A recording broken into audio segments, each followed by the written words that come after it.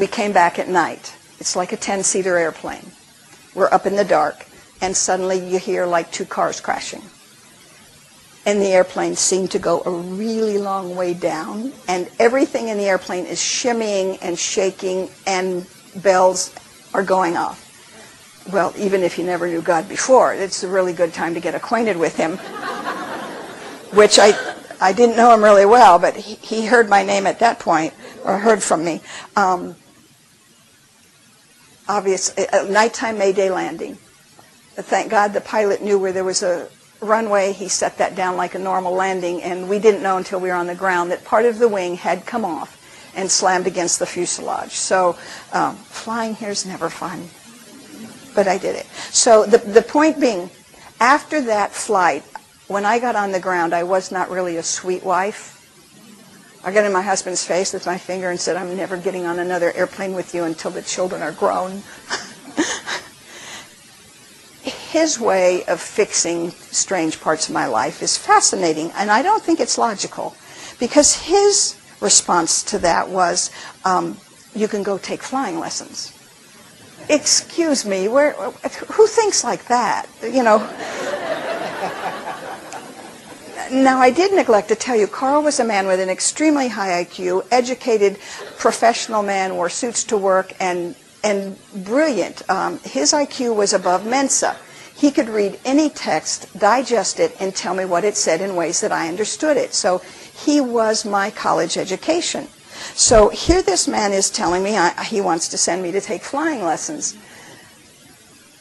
I agreed. But watch out, because you see, at the flying school, they sent me into a small room with a screen in front of me, and they put microfiche in it. Okay, does that tell you how far back it was? And I'm staring at a screen. I still don't like reading off of a computer screen, and I've had my reading improve dramatically. So I'm sitting in there about 20 or 30 minutes thinking, not going to do it, not going to do it, not going to do it. How do I go out and tell them, can't do it? Can't do it. And at that point, because of the emotional trauma, I literally don't feel like I can read any of those words, much less understand them. So I come walking out to tell the guy, I can't do it, not going to do it. I'm stubborn, not going to do it. And he says, okay, come on, let's go get in the plane. I got more and more chicken, and said nothing, and got in the plane with this guy.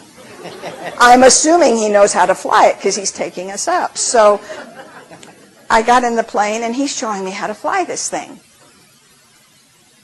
3 lessons later, he steps out of it on the runway and sends me up.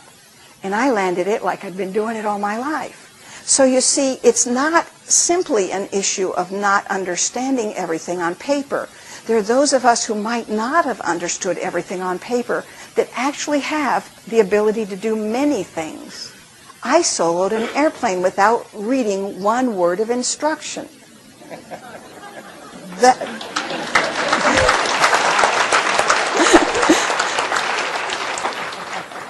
No, that should scare you. That does not deserve applause, but thank you. That should scare you. And the Laubach method that was used to teach me to read phonetically worked wonderfully with me, because there's a symbol over each letter, and I've learned that I am visually very strong and very strong mechanically. So therefore, this strange ability to fly an airplane. For a moment in time, I did not go back. I proved my point.